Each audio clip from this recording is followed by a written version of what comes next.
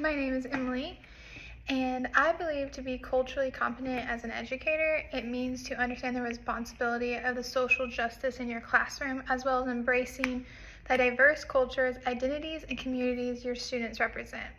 We shouldn't make students feel like a cultural representative, but more secure in sharing their perspectives and experience if they feel.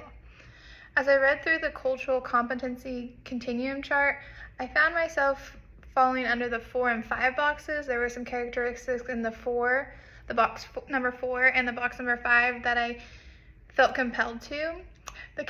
Some of those characteristics are having a goal of an inclusive classroom, behaving in a manner that demonstrates value in my students' diversity, and wanting to grow as an individual and educator in my knowledge of poorly assisted communities.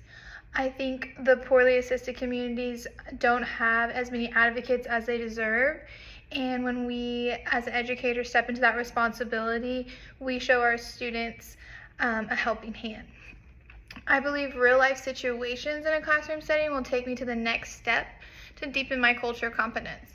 I think reading terms and watching helpful resources is like our prep work as educators and our responsibility, but getting in the classroom and using those resources and those tips in real life situations is going to deepen our perspective, inspire our responsibility, and encourage us to further our knowledge.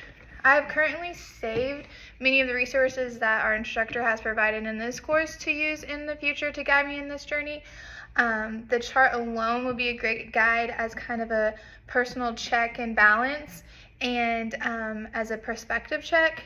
I also intend to use my veteran peers and educators to advise me through difficult situations regarding personal bias, having a welcome, diverse classroom environment, and multiple strategies to secure an environment for successful learning. Currently, I work at a school now that we do have a lot of diverse students regarding cultural diversity, behavioral diversity, different backgrounds that can cause some situations that a new educator might not have as much experience. So reaching out to those veteran teachers or counselors, they can guide me through their diverse experiences and help me connect to not only the student but to the parents. Although not all my students will share the same spiritual beliefs or moral values that I have, the moral values that I have and that I share, I know that we can share the same environment that is filled with love, compassion, and joy.